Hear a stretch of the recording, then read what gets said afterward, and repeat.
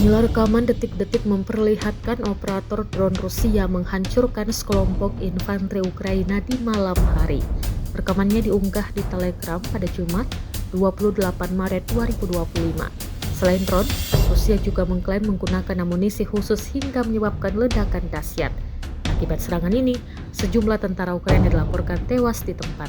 Rekamannya pun kini telah menuai berbagai komentar dari warganet.